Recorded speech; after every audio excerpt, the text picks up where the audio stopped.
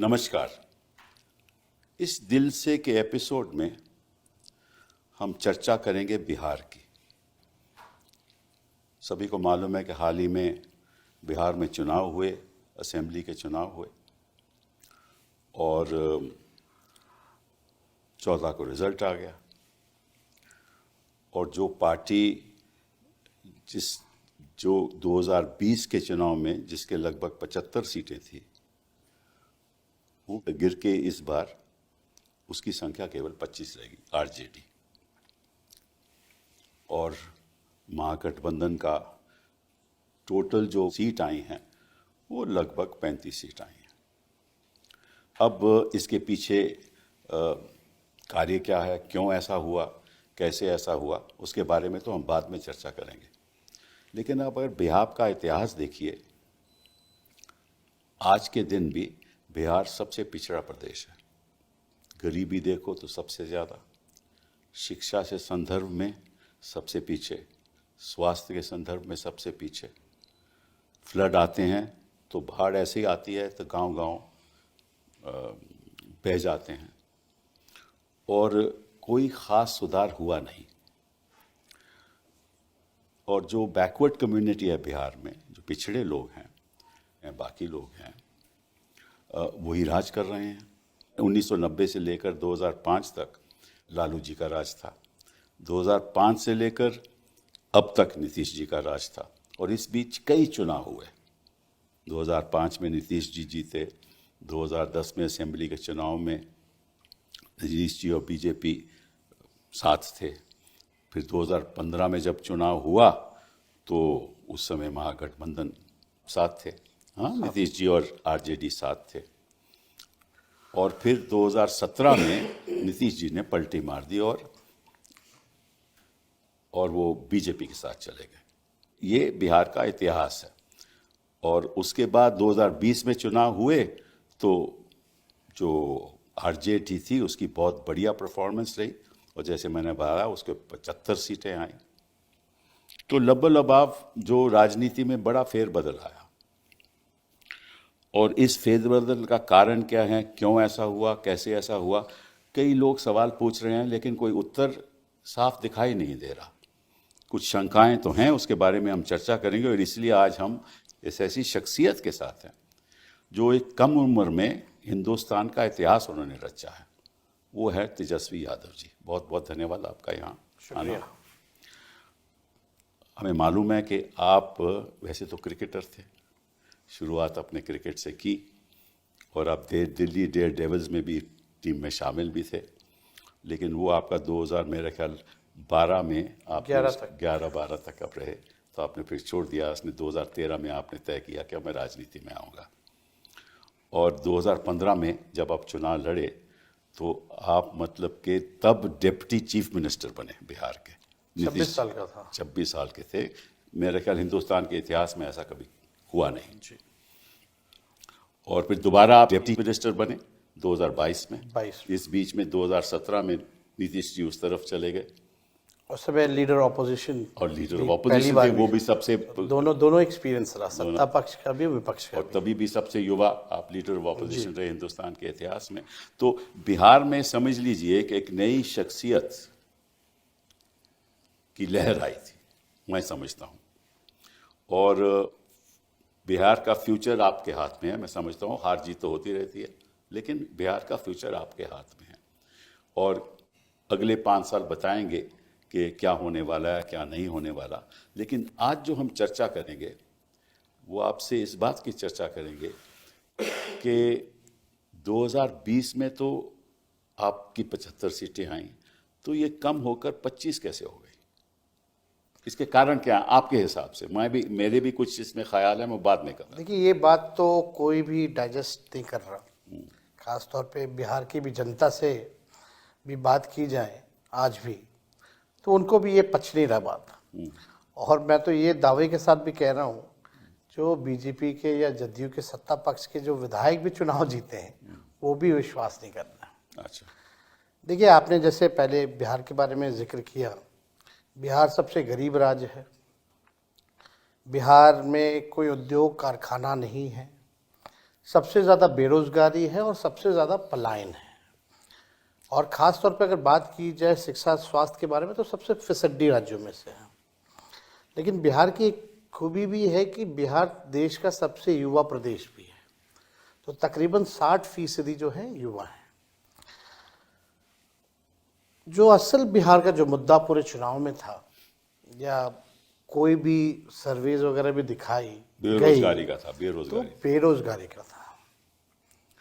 और paper leak हो, बेरोजगारी हो, करप्शन हो, क्वालिटी ऑफ एजुकेशन की बात हो, शिक्षा की बात हो, पलायन की बात हो। बिहार में 3 कारणों से लोग बाहर जाते हैं: पढ़ाई, दवाई और कमाई। जी हाँ। ये 3 कारण हैं, मुख्य कारण हैं। लेकिन 20 साल नीतीश कुमार जी ने रूल किया और 11-12 साल नरेंद्र मोदी जी प्रधानमंत्री, डबल इंजन की सरकार, जी हाँ, एक शुगर मिल चालू नहीं करा पाए। ठीक बात है। और कभी भी इन लोगों के जुबान से बेरोजगारी, रोजगार या सकारात्मक बात, पॉजिटिव बातें बिहार के बारे में कभी भी इन्होंने नहीं कहा। अभी भी प्रधानमंत्री आए तो कट्टे और किसकी किसकी बातें उन्होंने की। लेकिन 2020 में सबसे पहले हमने ये घोषणा की थी कि अगर हम मुख्यमंत्री बनते हैं तो पहले कैबिनेट मीटिंग में पहला कलम अगर मेरा चलेगा तो 10 लाख नौजवानों को सरकारी नौकरी देंगे। लोगों ने बढ़ चढ़ करके जो है हम लोगों को सपोर्ट किया और केवल डिफरेंस जो था 20 में वो 12,000 वोटों का था, हमारे अलायंस में और उनके अलायंस में।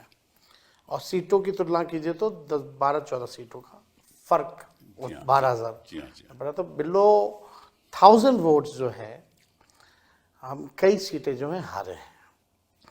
और लेकिन जब हम 22 में दोबारा बने, आपका परसेंटेज 23% था उस समय भी।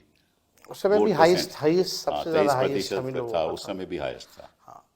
तो उस समय 19 जो लोकसभा के बाद और उसमें लगभग 8 से 10% हम लोगों ने कवर किया था, जी हाँ, अगर 19 की बात की जाए तो। लेकिन फिर अब दोबारा जब हम मुख्यमंत्री बने 22 में, तो हम लोगों ने पहला शर्त ही ये नीतीश जी के साथ था कि भाई एक तो कॉमनवेल्थ फोर्सेस को देश की गद्दी से हटाना है, दूसरा अगर हम आ रहे हैं तो 5 लाख नौकरियां या 10 लाख नौकरियों की कार्रवाई जो है वो होनी चाहिए, वरना लोग हमसे पूछेंगे कि सत्ता में आए तो क्या किया। और पहली बार आरजेडी ने नीतीश कुमार जी के साथ रहते हुए एजुकेशनल डिपार्टमेंट भी लिया और वहाँ से तकरीबन हम लोगों ने कई नौकरियों जो है, लगभग उस दौर में 5 लाख नौकरी हम लोगों ने दी, 3.5 लाख नौकरियां प्रक्रियाधीन कराई।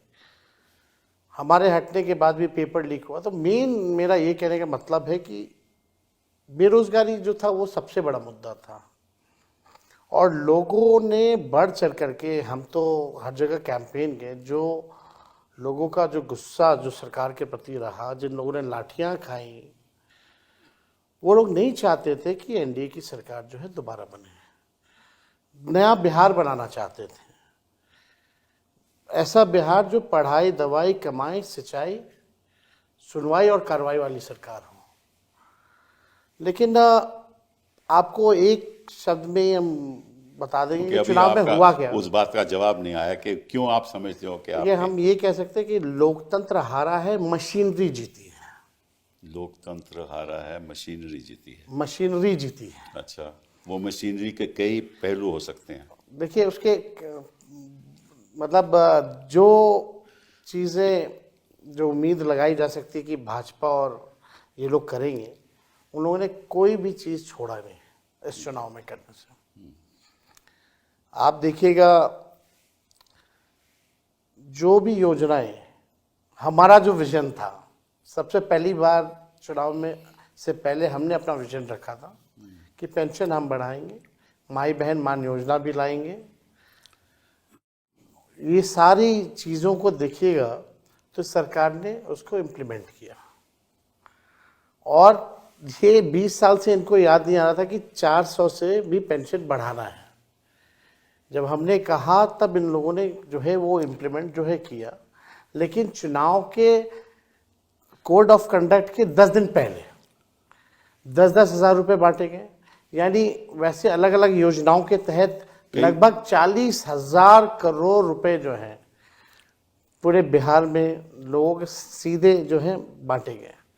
आप ये कह सकते हैं कि रिश्वत दी गई है पूरे चुनाव में। लेकिन अभी भी ये बात नहीं समझ में आ तो फिर रहा। आप समझते हो कि ये इस पैसे की वजह से और इस सॉर्ट ऑफ जो राहत दी गई, मतलब एक तो जो 10,000 स्कीम है, तो 1,40,00,000 महिलाओं, किसानों को भी दिया गया, किसानों को भी दिया वृद्धा गया, पेंशन, सामाजिक सुरक्षा पेंशन के तहत भी दिया गया, और जीविका ये दीदियों को भी दिया गया, सबको दिया महिला रोजगार जो योजना है गया। जी हाँ, उसके हवाले जो है पैसे जो है जिस दिन वोटिंग पड़ रही है उस दिन भी खाते में आ रहे हैं। जी हाँ, ये वो तो ठीक है। तो आप समझते हो कि इस वजह से लोग प्रभावित हुए? मेरे ख्याल से ये अगर आप देखेंगे तो बड़े इंटरेस्टिंग डेटाज हैं।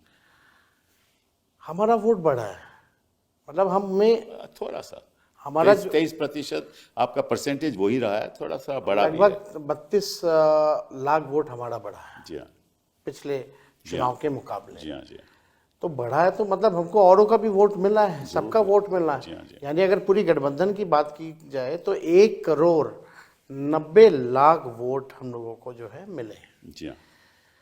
अब ये बात ये समझ में आ रहा है कि भाई डेटा अगर आप देखें तो बैलेट में जो पोस्टल बैलेट जो वोटिंग वो होती है, उसके बाद में अभी चर्चा करेंगे। जी। बट वोट आपका बढ़ा है, इसमें कोई शक नहीं, वोट बढ़ा है एकदम। इसमें शक नहीं। आपका परसेंटेज भी 23% रहा है, और बीजेपी का लगभग मेरा ख्याल 20% है, और नीतीश बाबू का थोड़ा 18% है। वो तो हमें मालूम है। लेकिन अगर उनका मिला लिया जाए तो उनकी जो परसेंटेज है आपसे कहीं ज़्यादा है। तो लोग ये भी कह सकते हैं कि ठीक है, आप 23% रहे, बाकी लोगों से आपको वोट नहीं मिले। ये एक विषय हो सकता है और जिस पे चर्चा हो सकती बट ये भी एक है ना कि 20 साल पुरानी जो सरकार है वो भी ठीक है आपकी बात। और उसकी एंटी इनकम्बेंसी जो है 16% वोट उनको बचाने के लिए नहीं पड़ रहे।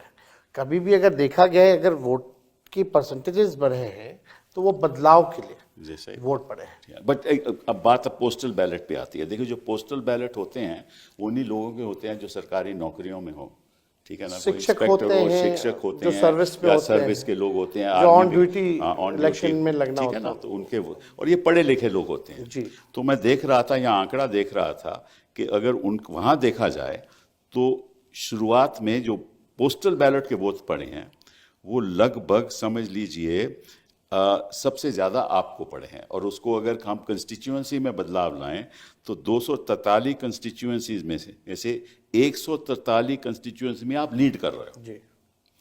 और 94 कंस्टिट्यूएंसी में एनडीए लीड कर रहा है और अदर्स 6।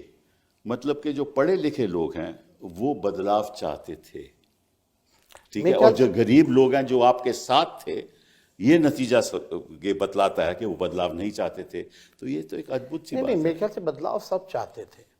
अगर आप देखें तो ईवीएम बदलाव नहीं चाहता था, बैलेट बदलाव चाहता था। तो आप समझते हो कि ईवीएम में कोई गड़बड़ी है? देखिए, कोई वैसे साइंटिफिक प्रूफ नहीं है, लेकिन I can sense, I can smell कि अदृश्य शक्तियां जो हैं उन्होंने अपना काम किया। अच्छा, ठीक है, अभी सामने एग्जैक्टली नहीं आ पा रहे कि क्या हुआ है, लेकिन आने वाले समय में ज़रूर पर्दाफाश होगा। आप देखिएगा, जो इलेक्शन कमीशन पूरी बेईमानी के मोड में थी, इलेक्शन कमिश्नर जो है उन पर कोई कार्रवाई नहीं हो सकती। ये अमेंडमेंट भी आया बिल में। क्यों चेंज किया गया? यानी आप कुछ गड़बड़ करने वाले हो। आप देखिएगा सीसीटीवी जो रिकॉर्डिंग तो थी 45 दिन का कर दिया गया। क्या कारण था इसका? इलेक्शन कमीशन ने जो अनाउंस की जो डेट, ठीक योजना के पैसे मिलने के 3 घंटे बाद जो है वो कोड ऑफ कंडक्ट लगाया गया। जितने भी हमारी शंकाएं थी, कन्फ्यूजन जो था, कभी भी इलेक्शन कमिश्नर ने इसको क्लियर नहीं किया। हमारी जितनी शिकायतें थी उसको नहीं सुना गया। तो उसमें इलेक्शन कमीशन ने डिस्क्रिमिनेट नहीं किया। उत्तर प्रदेश से भी शिकायतें आए, उन्होंने नजरअंदाज कर दिया। हरियाणा से आए तो हर नजरअंदाज, जगह। महाराष्ट्र से आए तो नजर, तो वो तो बड़ा इक्वालिटी में है, वो मतलब कि वो सामान्य तरीके से आप ये कह सकते हैं बिहार चुनाव में लेवल प्लेइंग फील्ड नहीं था, कौन से चुनाव में लेवल प्लेइंग फील्ड थी? किसी आप में बताइए। नहीं होता। तो ये जो हालत जो बन रहे हैं, तो चुनाव का कोई मतलब नहीं रह गया, सब कुछ फिक्स्ड है। चलिए, आपको मैं एक आंकड़ा जो मेरे पास है वो आपको बताता हूँ, आपकी राय भी चाहता हूँ मैं, कि अगर जब असेंबली का इलेक्शन होता है, उससे पहले पार्लियामेंट में होता है, फिर असेंबली का इलेक्शन हुआ, तो उसमें जो वोटों का अंतर होता है, हाँ, वो लगभग 3 से 6% तक बढ़ता है जी। और ये मैं आपको उदाहरण दे रहा हूँ, जैसे कि हरियाणा में हुआ 24 में पार्लियामेंट का इलेक्शन हुआ और फिर असेंबली का जब इलेक्शन हुआ तो जो वेट परसेंटेज जो बढ़ा वो केवल 6.2%, और झारखंड में भी वोट बढ़ा 3.5%, और महाराष्ट्र में बढ़ा 12.2%, और बिहार में बढ़ा 15.6%। मतलब कि 6 महीने के अंदर 15.6% की बढ़ोतरी हुई पॉपुलेशन में। पॉपुलेशन, ये कैसे हो सकता है? ये इसका मतलब ये हुआ कि किसी तरीके से वोटों की संख्या बढ़ाई गई। आपको हम ये बताना चाहेंगे, पहले वोट पड़ते थे बैलेट से भी, तो शाम तक बता देते थे इलेक्शन कमीशन कि इतने परसेंटेज वोटिंग पड़ी है, इतने महिलाओं ने दी, इतने पुरुषों ने दिए। इस बार तो महिला पुरुष का बताया ही नहीं, और उस दिन नहीं 2 दिन तक तो इन लोगों ने वोटिंग ही परसेंटेज नहीं बताया कि कितने वोट पड़े हैं एक्चुअली में। मेरे को प्रेस कॉन्फ्रेंस करना पड़ा, फिर भी बेशर्मी इतनी कि जो दूसरा फेज का चुनाव खत्म हुआ उसके साथ इन लोगों ने इकट्ठे दिया। तो ये छुपाने वाली बात मेरे को पची नहीं। अब हमको ये लगता है कि ये वोट बढ़ाने की जो एक बड़ी साजिश है, वोट बढ़ाना, ये मतलब मशीन बढ़ाओ। मशीन कैसे बढ़ेगा? तो बूथ की संख्या बढ़ा दो। तो ये पूरा खेल जो है, बूथों को बढ़ाया गया। बूथ बढ़ेंगे तो स्वाभाविक रूप से मशीनें बढ़ेंगी, मशीनें बढ़ेंगी तो इनकी जो अभी तो हम कोई ऐसा एविडेंस नहीं ला सकते, but I can sense it कि कुछ गड़बड़ है, कि कुछ ना कुछ ये लोग करते हैं। अगर आप एक बूथ पे भी अगर 20 वोट मैनेज कर लो तो उसकी बड़ी संख्या हो जाती है। और इस बार हम लोगों ने कई सीटें जो हैं बहुत कम कम मार्जिन से भी हम लोग हारे हैं। तो लेकिन जो नतीजा जो आया, 200 से भी ऊपर सीटें एनडीए को आ रही हैं, ये कोई भी, या महाराष्ट्र का हो, इसको कोई बाय नहीं कर सकता। सर्वेज भी होते हैं, सैंपल्स भी आते हैं, तो आप देखिएगा जितना बड़ा आपका जो वोट पड़े हैं आपके इस बैलेट में, उतने कितनी बड़ी एजेंसी हो उससे ज्यादा तो यही तो मैं कह रहा हूँ, जो पोस्टल बैलेट से जो वोट हैं वो 1,77,000 लगभग, और जो सर्वे होता है लगभग वो 40,000 45,000 मैक्सिमम का सर्वे होता है। तो अगर सर्वे कहता था, सर्वे भी यही नहीं कह रहे थे कि इनकी 202 सीटें आएंगी 243 में, ये सर्वे भी नहीं कह रहा था। लेकिन अगर आपका सैंपल पोस्टल बैलेट पर 1,77,000 है, जो सर्वे जो करते हैं उनसे कहीं ज़्यादा है, तो नतीजे हैं वो उस तरीके से आए क्यों नहीं। और इस पे बारे में जो हम चर्चा कर रहे हैं, आपको बड़ी शंकाएं हैं कि किसी तरीके से ये मैनेज हुआ है। मतलब आप अगर बिहार देखें तो एक बड़ा प्रदेश है, सीमांचल का इलाका है, मगध का इलाका है, चंपारण का इलाका है, पूर्वांचल इलाका है, कोसी का इलाका है, तो वहां तो हर जगह एक ही पैटर्न से सीमांचल तो ओवैसी साहब ने आपको बोला, तो देखिए वो वहाँ भी अभी काफ़ी चीज़ें जो हैं डेटा आएगा उस हिसाब से हम लोग बात करेंगे। लेकिन वो भी पोजीशन वहाँ बहुत बढ़िया था हम लोगों का, जो ग्राउंड जो रियलिटी थी, बहुत सब लोग एक पक्ष में जो है। तो पिछली बार तो आप लोगों को बहुत सीटें आई थी उस तरफ से, वहाँ से नहीं, वहाँ से भी हमेशा आता रहा। खैर जो भी बातें हैं, सीट तो हम कह सकते हैं कि ये पूरा चुनाव जो है बड़ी बेईमानी हुई है, और जैसे हमने पहले भी कहा कि मशीनरी की जीत हुई है। तो मशीनरी, बिहार में जब चुनाव तो इकलौता राज्य होता है। मैं आपको एक उदाहरण देना चाहता हूँ, जो मैंने खुद एक प्रेस कॉन्फ्रेंस की थी और शायद आपने देखी भी हो कि हरियाणा से कुछ स्पेशल ट्रेन चली थी। स्पेशल। तो जो सवाल उठाए गए कि भाई आप स्पेशल ट्रेन क्यों चला रहे हो, क्योंकि सीधे वो बिहार जा रही थी, हरियाणा से बिहार जा रही थी। तो चुनाव आयोग ने ये बताया और रेलवे मिनिस्ट्री ने बताया, और जब हमने सवाल उठाया कि भाई ये ऐसा है कि ये सडन अनशेड्यूल्ड जब रश हो जाता है तो फिर हम अनशेड्यूल्ड ट्रेन चलाते हैं ताकि लोगों को तकलीफ ना हो। तो जो चुनाव जो था, आपको मालूम है कि 6 तारीख का चुनाव था और छठ पूजा 28 को ख़त्म हो गई थी, अक्टूबर को, ठीक है ना। और इन्होंने कहा कि छठ की वजह से, फिर हमने सवाल उठाया कि भाई छठ तो 28 को ख़त्म हो गई, लेकिन ट्रेन तो 3 तारीख को चली, 3 नवंबर को चली। Exactly. और उसमें जो वीडियो दिखाया गया उसमें लोगों ने ये कहा कि सैनी साहब ने हमें हरियाणा से भेजा है बीजेपी को वोट करने के लिए, और वो वीडियो हैं, चुनाव आयोग के पास वो वीडियो हैं, हमने उसको पब्लिकली डिस्प्ले किया। और ऐसी ट्रेन 4 चली, हर ट्रेन में 1500 लोग थे, मतलब कि 6000 लोग हरियाणा से बिहार जा रहे हैं। और खर्चा सरकार बीजेपी कर रही थी, ये भी उन्होंने कहा कि बीजेपी खर्चा कर रही है, हमें पैसा उन्होंने दिया है और हम वोट बीजेपी को करने जा रहे हैं। ये चुनाव आयोग के सामने प्रूफ था। ना रेलवे मिनिस्ट्री ने कुछ उसके बाद कहा, ना चुनाव आयोग। अगर एक ही जगह से ऐसी ट्रेन चली हो तो मालूम नहीं कितनी जगह से कितनी ट्रेन चली। छठ में रेलवे मिनिस्टर ने घोषणा की थी कि 12,000 स्पेशल ट्रेनें चलाएंगे। अब पता नहीं डेटा कहाँ से लाते, 14,000 तो ट्रेन ही है पूरे देश में। अच्छा। और 12,000 जो है उन्होंने घोषणा की थी छठ में स्पेशल जो है वो ट्रेनें चलेंगी, और चली नहीं। लोग जो हैं टॉयलेट में ठूस ठूस करके आए, वो भी वीडियो है। अच्छा। और ये ठीक चुनाव से पहले ये ट्रेन जो है, जैसे आपने कहा, वो एकदम सत्य बात है।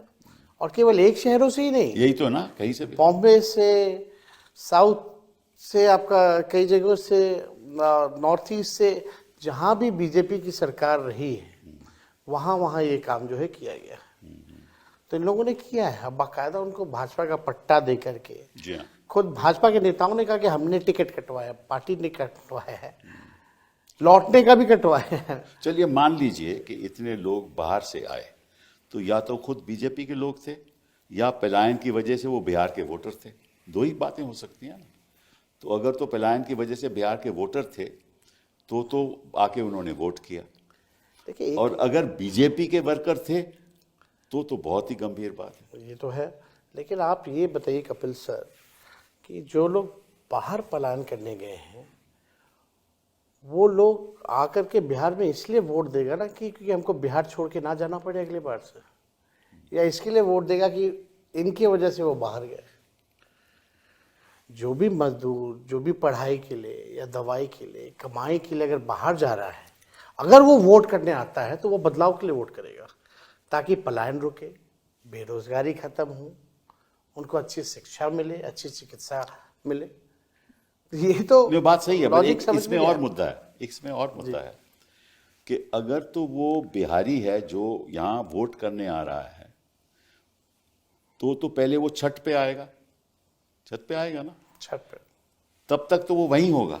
एग्जैक्टली। तो ये ट्रेन तो 3 तारीख चल रही है। देखिए, दिवाली से लोगों का आना शुरू हो इसका जाता मतलब ये तो मतलब है ही नहीं, क्योंकि ये छठ पूजा के लिए तो नहीं आ रहे थे। ये तो 3 तारीख को ट्रेन चली, मतलब कि छठ पे नहीं आए वो, है। दिवाली सारा लोग का शुरू हो जाता है। ठीक है ना। तो फिर 3 तारीख को जब चली तो इसीलिए आए थे कि और वो कह रहे हैं बीजेपी को वोट करने आए थे, और चुनाव आयोग चुप है। तो इसका मतलब कि एक साझेदारी है। आपके हिसाब से क्या ये साझेदारी है, जैसे आपने कहा, चुनाव आयोग की, भाजपा की और सत्ता पक्ष के लोगों की, सबकी साझेदारी है? जितनी संवैधानिक संस्थाएं हैं सब आज के दिन में कॉम्प्रोमाइज हो रखे हैं। ये बात हम लोगों ने बार बार हर जगह कहा है।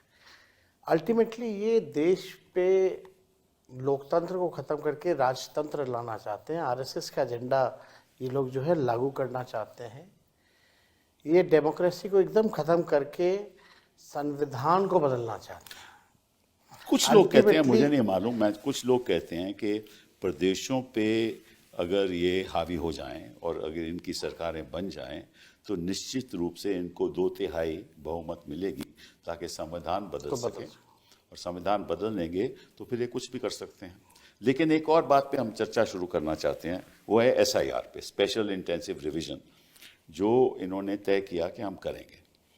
तो आपको मालूम है कि स्पेशल इंटेंसिव रिवीजन एक ऐसा रिवीजन होता है जो नए तरीके से वोटर की जानकारी पता चले। मतलब पुराने लिस्ट को अलग करके नया लिस्ट बनाया जाए, और उसके लिए आप हाउस टू हाउस सर्वे आपको करना पड़ता है।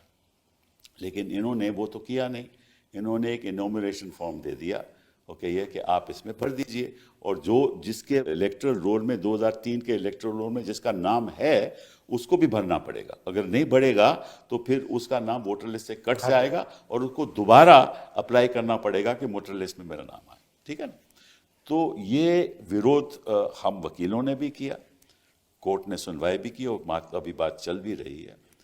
तो इससे हुआ क्या कि कई लोगों के नाम, लाखों लोगों के नाम कटे भी गए, और किसके नाम कटे इसकी जानकारी अभी आपको भी नहीं है, हमें भी नहीं है, और जानकारी कैसे मिले वो तो वक्त लगेगा। इस बीच तो नई सरकार बन गई, तो ये भी एक और तरीका था कि 2 महीने में इसको कराओ, और सभी को मालूम है कि 2 महीने में ये हो नहीं सकता। तो ये भी एक साझेदारी थी आपके हिसाब से? आपको याद है जब ये अनाउंस किया गया कि बिहार में SIR जो है लागू की जाएगी, उसके 2 दिन बाद ही हमने प्रेस कॉन्फ्रेंस करके इसका कड़ा विरोध किया, क्योंकि फरवरी में लिस्ट आया हुआ था, और एक सामान्य प्रक्रिया है, जिनकी मृत्यु होती है उनका नाम काटा जाता है, जो 18 साल के ऊपर होते हैं उनका जुड़वाने का वो सालों पर चलता है, कोई ऐसा नहीं कि नया कोई बात है। फरवरी में एक लिस्ट आई हुई थी, और फरवरी और SIR का जो लिस्ट में जो डिफरेंसेस आप देखेंगे, मरे हुए लोगों का या अनट्रेसेबल लोगों का या डुप्लीकेसी की बात अगर की जाए तो बड़ा ह्यूज डिफरेंस था। आप तो सर केस लड़े, यू नो एवरीथिंग, लेकिन हमारा ऑब्जेक्शन ये था कि भाई उस दौरान SIR आप कर रहे हैं जब बिहार में फ्लड है। जो अपना जान बचाएगा, जो अपना घर बचाएगा, कि वो डॉक्यूमेंट जमा कराता चलेगा ब्लॉक ऑफिस। जी हाँ, बिल्कुल सही। तो सवाल तो एक तो टाइमिंग को लेके था, अगर आपको कराना था तो आप लोकसभा के बाद ही ये प्रक्रिया चालू कर देते हैं। और इंटरेस्टिंगली जो सबसे बात जो खटक के आई, कुछ दिन पहले इलेक्शन कमीशन ने ऑल पार्टी मीटिंग बुलाई थी बिहार के लोगों को, इसके बारे में कोई जानकारी नहीं दी। आप कम से कम पॉलिटिकल पार्टियों को लूप में ले लेते, डिस्कस कर लेते, और हम लोग भी सहयोग करते हैं। 2 महीने में ऐसे की इतनी गहराई से कभी हो ही नहीं सकती। बिहार में ऐसे डॉक्यूमेंट जो SIR के लिए जो 11-12 जो डॉक्यूमेंट जो मांगे जा रहे थे 11-12, वो आप समझिए कि उनके पास है ही नहीं। कैसे होंगे? जो गरीब हैं, वो कैसे होगा? गरीब के पास तो पासपोर्ट होगा नहीं, और जो गरीब आदमी है जिसके पास सरकारी नौकरी नहीं है तो उसका पेंशन का कोई वो नहीं होगा, कुछ भी नहीं होगा। तो ऐसे डॉक्यूमेंट मांगे। आप लोगों ने लड़ाई लड़ी तो कम से कम आधार कार्ड जो इंक्लूड हुआ। एक इंटरेस्टिंग बात बताऊं, बड़ी इंटरेस्टिंग बात है। 1919 में और 1935 में जो एक्ट बने, 1919 एक्ट और 1935, 1935 में, उसमें ये कहा गया कि इन लोगों को वोट देने का हक है। वो कौन लोग थे? जो सरकारी नौकरी में है, जिनको पेंशन मिलती है। और कौन लोग थे? जिनके पास घर है, मकान है। तो जो मतलब के एलिटिस्ट लोग थे, जिनके पास दस्तावेज थे, उन्हीं को वोट देने का हक था। तो ये इन्होंने जब कहा कि आधार को हम नहीं मानेंगे, और ये जो उन्होंने कैटेगरीज दी कि पासपोर्ट वाले लोग, पासपोर्ट वाले तो वही लोग हैं जो बाहर जाते हैं, जिनके पास पैसा है, फिर पेंशन वाले लोग जो नौकरी में हैं।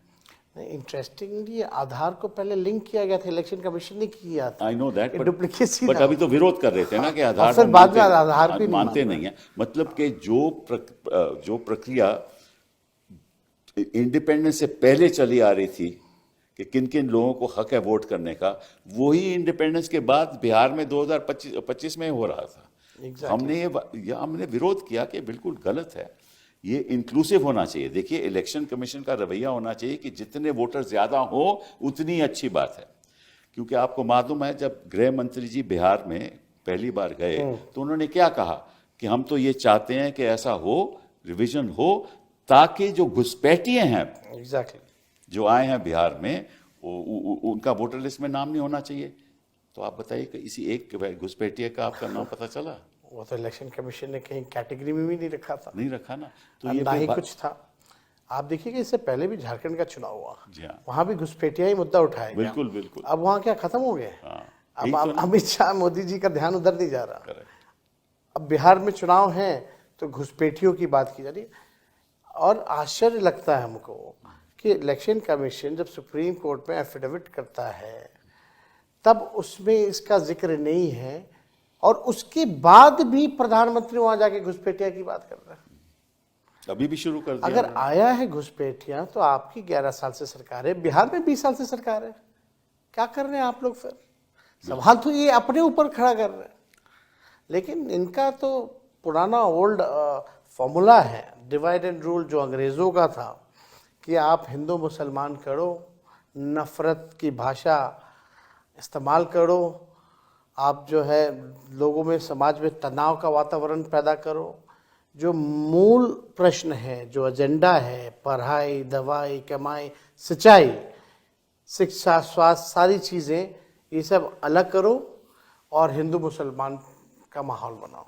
और इसमें आज की जो गोदी मीडिया जो है, 70% हिंदू और मुसलमान पे इनका डेली एजेंडा, और इनका डेली जो शाम में जो प्रोग्राम कराते, 70% इस पे रहता है। कभी पढ़ाई के बारे में नहीं, देश के तरक्की के बारे में नहीं, गरीबी के बारे में नहीं। आजकल प्रश्न सरकार से नहीं पूछे जा रहे, विपक्ष के लोगों से पूछे जा रहे, और कार्रवाई भी हो रही है तो विपक्ष के लोगों पर। अभी तो मैं समझता हूँ कि ये एक नया मॉडल है चुनाव जीतने का, जिसको हम कह सकते हैं नीतीश मॉडल। वो मॉडल क्या है कि 24 जून से लेकर आप अपने सारी जो आपकी जो राहत देने वाली प्लान्स हैं वो अनाउंस कर दो आप, और लोगों को पैसा देते जाओ। चाहे वो सामान्य प्रशासन विभाग का हो, ग्रामीण विकास विभाग का हो, श्रम संसाधन विभाग का हो, शिक्षा विभाग का हो, स्वास्थ्य विभाग का हो, कृषि विभाग का हो, खाद्य उपभोक्ता विभाग का हो, मतलब के सारे लगभग जो भी कर सकते हैं इन्होंने कर दिए। जैसे आपने कहा कि 40,000 करोड़ के इन्होंने राहत दी। और वेरी इंटरेस्टिंग बात यह है कि 3 अक्टूबर 2025 में स्वास्थ्य विभाग और शिक्षा विभाग में इन्होंने एक अजीब गजब सा इन्होंने फैसला लिया। वो ये है कि जो ANM का मानदेय 11,500 से बढ़कर 15,000 कर दिया, और शिक्षा सेवक तालीमी मरकज 340 से बढ़कर 12,000 कर दिया। अलग से सहायता ऋषि 10,000, मतलब कि जो 340 से 12,000, सहायता ऋषि 10,000। अगर ये घूस नहीं है, और ये किस दिन हुआ? ये 3 अक्टूबर को हुआ, और आपका चुनाव 6 अक्टूबर को है। और इस बीच ये पैसा आता रहा। 20 साल से इनको कुछ नहीं करना था। हाँ, इनके तरफ लेकिन नीतीश मॉडल ये हुआ कि आप 5 साल कुछ ना करो या 20 साल कुछ ना करो, और 3 महीने पहले ये सारी पैसे बांट दो, और अपनी ये 10,000 स्कीम से लोगों की महिलाओं इस बार 10,000 बांटा, अगली बार 20,000 दो। तो मतलब कि ये इस मॉडल से देश चलेगा आपके हिसाब से? देखिए, ये तो अद्भुत है। ठीक है, मैं ये मानता हूँ कि पहले सामाजिक न्याय का दौर था, अब आर्थिक न्याय का दौर है। तो आर्थिक न्याय का दौर में आप नौकरी की व्यवस्था करिए, आप कारखाने लगाइए, उद्योग लगाइए, शुगर मिल चालू कराइए, पेपर मिल, जूट मिल चालू कराइए। उसके लिए तो पैसा नहीं है ना, उसके लिए तो पैसा ही नहीं है। वो करना ही नहीं है इनको। वो तो कहते थे कि भाई अगर ऐसा करेंगे तो फिर लोग बाहर से जाकर कमाई कैसे लेंगे। पहली बार प्रधानमंत्री गए थे मोतिहारी, तो बोले यहाँ चीनी का मिल हम चालू कराएंगे और उसी चीनी का चाय पियेंगे। 11 साल हो गया, पता नहीं। अगर प्रधानमंत्री अपने पुराने भाषणों को देखिए तो उनको शर्म आना चाहिए बिहार आने में, जो बातें उन्होंने की है। तो अब पूरा सिस्टम आप देखिएगा, कोई जैसे पहले भी हमने कहा कि पूरे देश में ही अब ऑपोजिशन के लिए जो लेवल प्लेइंग फील्ड नहीं रह गया। इलेक्शन कमीशन उनके साथ है, मीडिया उनके साथ है, पूंजीपति उनके साथ है, सारी कॉन्स्टिट्यूशनल इंस्टीट्यूशंस उनके साथ हैं, जितने अधिकारी जो हैं। अब इसका यही मतलब है ना कि भाई आपने 10,000 आपने एक रिश्वत के तौर पे दिया वोट लेने के लिए, अब 5 साल ये भ्रष्ट अधिकारी और नेता जो भ्रष्ट हैं वो अब रिश्वत लेंगे। सही बात है। यही होना है भ्रष्टाचार। आप सीएजी की रिपोर्ट में आप देखिए 71,000 करोड़ का कोई हिसाब किताब नहीं है, इस पे कोई चर्चा नहीं हो रही है। कितने बार हमने लक्ष्य सदन तो ये है में, कि चुनाव जीतना है। मीडिया में इस बातों को हम लोगों ने उठाया। मीडिया कुछ जो नहीं सृजन घोटाला हुआ, ऐसा घोटाला पूरे देश में नहीं हुआ है। बड़ा इंटरेस्टिंग है। सरकार का खजाना सरकार के पास ही रहता है, सरकार के खाते में रहता है। ये सरकार का पैसा एक एनजीओ जो नकली बैंक बना करके रह रही थी उसके खाते में था। अच्छा। और जब सरकार को जरूरत पड़ती थी तो उससे ये लोग लेकर के पैसा वो करते थे। लेकिन उस घोटाले का भी कुछ नहीं हुआ अभी तक।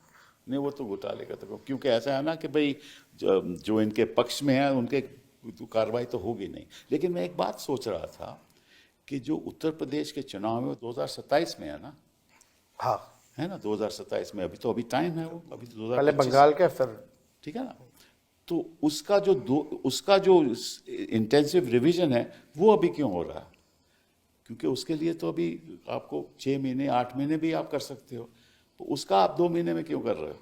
इसके पीछे तो कुछ होगा नहीं, कुछ सोच ना होगी कुछ ना ये लोग कि जल्द से जल्द किया जाए। नए नए चीज़ें जो हैं ये लोग कुछ ना कुछ सोचते रहते हैं, कर रहे होंगे। लेकिन ये जो हिंदी बेल्ट जो है ये इनके लिए सबसे इम्पोर्टेंट है। यूपी, बिहार और आपका बंगाल का जो इलाका है, ये बिहार में आज तक भाजपा अपने बल पे नहीं आई है, तो बिहार तो इनके लिए एकदम टारगेट था ही था। जी हाँ। तो इन्होंने जो करना था वो किया। अभी अगला बंगाल है, बंगाल में भी इसकी जो है शुरुआत की जाएगी। वहाँ तो जो घुसपैठियों की बात तो और जोर शोर से की जाएगी, बिल्कुल, और कम्युनलाइज करेंगे लोग चुनाव को। नहीं, बट वहाँ तो प्रॉब्लम थोड़ी और है ना कि जो बांग्लादेश से लोग आए हैं वो तो हिंदू लोग हैं ना, मुस्लिम तो नहीं आए ना, तो वो थोड़ा मुश्किल है।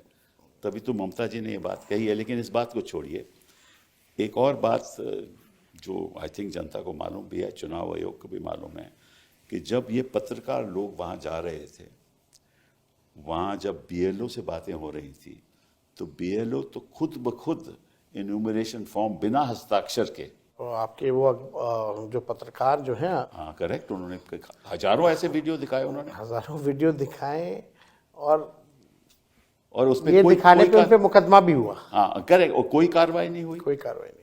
तो मतलब कि बीएलओ अपनी तरफ से जो मर्जी कर रहा था। और एक और बड़ी इंटरेस्टिंग बात है कि एक मिलिट्री का आदमी, आर्मी का आदमी पटना में आया, उसने अपनी बीवी से बोला कि चलिए जाकर हम अपना एन्यूमरेशन फॉर्म देते हैं। बीएलओ के पास गया, ये भी रिकॉर्डेड है, और बीएलओ कहता साहब हमने तो आपका फॉर्म दे दिया।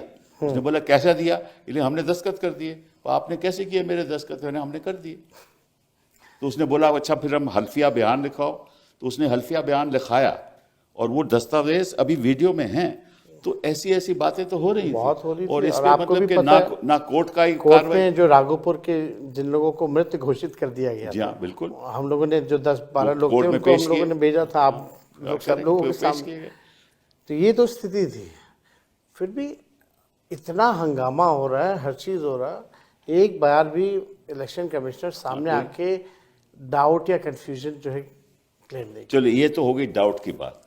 अब थोड़ा मुश्किल सवाल भी, आपका जो महागठबंधन, इसमें भी बड़ी लोगों को दुख था कि एक स्तर से बात नहीं हो रही, और आपकी सीट की जो होना चाहिए था, पहले होना चाहिए था, वो आखिर तक आप लोग झगड़ा कर रहे थे। तो क्या प्रॉब्लम क्या थी? देखिए, तो झगड़ा, इससे भी बड़ा अच्छा मैसेज नहीं गया। देखिए मेरा साफ मानना ये रहता है, विनेबिलिटी देखनी होती है।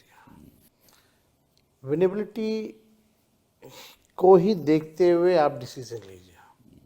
अगर आप एक जगह मजबूत हैं, आप वहाँ लड़िए। हम जहाँ मजबूत होंगे हम लड़ेंगे। लेकिन हर पार्टियां चाहती हैं कि भाई ज़्यादा से ज़्यादा सीटें जो हैं वो लोग लड़ें, और ये पॉसिबल नहीं हो पाता। और जो महागठबंधन जो बिहार में बेसिकली आप देखें तो वहाँ 6-7 पार्टियां थी, जी हाँ। नंबर भी ह्यूज थे, वो भी टाइम टेकिंग प्रोसेस था। 3-4 पार्टी यहाँ चाहती थी भाई एक सीट पे, आपको उनका भी शुरुआत इंटरेस्ट था। पहले कर देनी चाहिए थी, क्योंकि नहीं, आखिर तक क्यों छोड़ा आप लोगों हम ने? लोगों ने बाकायदा हर चीज़ की शुरुआत की थी, लेकिन कुछ जो सीटें जो 8-10 जो सीटें थी वो फ्रेंडली फाइट में भी थोड़ी वो प्रॉब्लम आ गई। फ्रेंडली फाइट हम लोग जो है वो हम लोग लड़े। हालांकि ये तो हर दूसरी तरफ एनडीए में भी बहुत ही इसकी खिचपिच हुई। उनके लीडर्स ने तो खुल करके ट्वीट भी किया कि हम संतुष्ट नहीं हैं, हमारे साथ नाइंसाफ़ी हुई है, ये भी क्या, लेकिन लोग साथ में थे। फिर अल्टीमेटली ये इतना बड़ा मुद्दा नहीं है। मुद्दा फिर भी ये है कि अगर हम बैलेट में 143 सीट जीत रहे हैं तो मशीन में जाकर के वो ट्रेंड कैसे चेंज हो जाना, उल्टा ऑपोजिट कैसे हो जाना है। मतलब पढ़े लिखे लोग आपको वोट दे रहे हैं तो गरीब लोग आपसे मतलब कि नाराज हैं, यही हुआ ना? सबसे ज्यादा सरकार में तो गरीब परेशान है, जी हाँ। लाचार है। शराबबंदी के नाम पे आपको हम बताना चाहते हैं, इंटरेस्टिंग डेटा है, 9 लाख जो है मुकदमे हुए हैं। 9 लाख में से लगभग 14 लाख लोग जेल में हैं, और 99% शेड्यूल्ड कास्ट ईबीसी कम्युनिटी के लोग हैं। जी हाँ, करेक्ट, ये बात सही है आप। तो इतने लोग परेशान हैं। आप अगर 14 लाख लोग जेल में हैं तो इक्वल अगर 5 से गुना कीजिए, अगर इस कम्युनिटी के लोग भी जो भोगी रहा है इनका, वो भी जाकर इनको कैसे वोट देगा? चलो दूसरा मुश्किल सवाल वो ये है, ये कहते हैं कि साहब ऐसा है कि जब प्रचार हो रहा था तो लोग कह रहे थे कि हम वो वापस जंगल राज नहीं लाना चाहते, ये कह रहे थे लोग। हाँ, मतलब कि वो देखिए, वो तो शुरू से कभी भी केवल जंगल राज मतलब कि और परिवारवाद। हाँ, उनको पासवान जी के परिवार चिराग हैं, उनके जीजा जी हैं, एक जीजा जी आयोग में हैं, उनके सब लोग जो हैं चाचा से लेकर के सब लोग जो हैं वो तो बड़े काबिल लोग हैं ना। वो तो मांझी जी के परिवार। इंटरेस्टिंगली आपको हम बता देते हैं, अभी ओथ हुआ बिहार में मंत्रियों का, जो ना एमएलसी है ना एमएलए है वो ओथ ले रहा है। भाई वो कौन है? तो उपेंद्र कुशवाहा जी का बेटा है। अच्छा। पत्नी एमएलए है, बेटा चुनाव लड़ा नहीं, ना एमएलसी है, फिर भी मंत्री बनाया गया। तो अगर आप देखेंगे तो 60-70% मंत्रिमंडल जो उनका परिवारवादी है। और जितने लोग जीत करके आए हैं, भाजपा ने जो टिकट डिस्ट्रीब्यूशन की है केवल परिवार के लोगों को की है। और आप लीडर उभर के आए हैं और आप पे ऊपर आरोप परिवारवाद का। मेरे अलावा तो और कोई परिवार का कोई लोग व्यक्ति चुनाव नहीं लड़ा इस बार, जी हाँ, केवल हम ही लड़े। खैर वो भी बात नहीं है, लेकिन आप देखिएगा जंगल राज की बात करते हैं तो there has to be some base, है ना। अगर हम डिबेट करें तो आप आंकड़ों से डिबेट कर सकते हैं इफ़ यू हैव डेटा।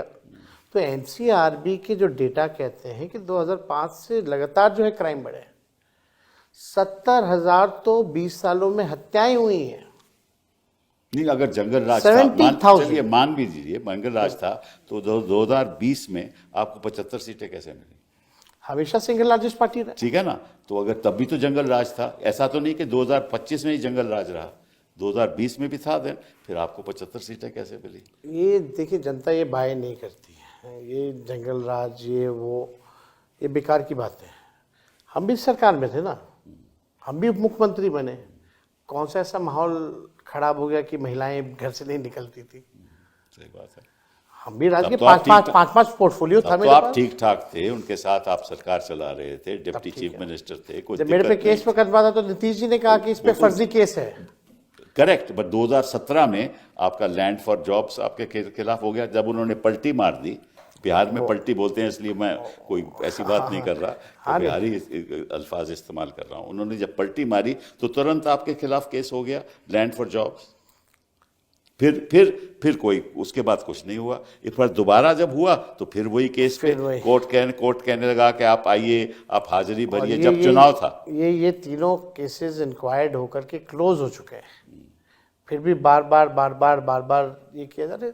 देखिए ठीक है, तंग कर सकते हैं, और क्या, मशीनरी का मतलब दुरुपयोग कि कर सकते अदालतों का इस्तेमाल करो, पैसे का इस्तेमाल करो, हाँ, और मतलब कि हैं। ब्यूरोक्रेसी भी आप और अपने हिसाब ब्यूरोक्रेसी से का इस्तेमाल करो, उन्हीं लोगों को मीडिया बैठाओ जो मीडिया का इस्तेमाल करो, उद्योगपतियों का इस्तेमाल करो, हाँ, और षड्यंत्र कुछ भी अपनाओ, क्योंकि लक्ष्य यह है कि चुनाव जीतना। बाबाओं का भी इस्तेमाल करो। जितने इनके जो लोग हैं वो भी नहीं छोड़ते ना ये। जी हाँ। खैर इनका अपना काम है, तानाशाही ठीक है कुछ दिन और चलेगी, लेकिन ये हमेशा चलने वाला नहीं है। और हम जैसे नौजवानों को जो है खड़े रहना पड़ेगा। इनके डराने धमकाने से डरना नहीं होगा, इनके लालच देने पे हम लोगों को लालची नहीं बनना पड़ेगा, बल्कि हम लोगों की जिम्मेवारी है इस देश के लोकतंत्र और संविधान की रक्षा करने के लिए।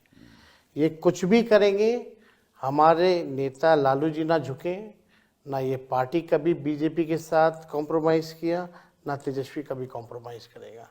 हम लोग लड़ने वाले लोग हैं, जीतता वही है जो लड़ता है। ठीक है, समय हमारे साथ है, जनता अन्याय देख रही है, समय आएगा ये सब इनकी जो भावना है देश के संविधान को मिटाने की, एक तरफा राज करने की, इनका सपना ज़रूर टूटेगा। इसी बात से हम आपसे बड़ा शुक्रगुजार हैं कि आप हमारे शो पे आए। बहुत बहुत धन्यवाद। शुक्रिया। नमस्कार।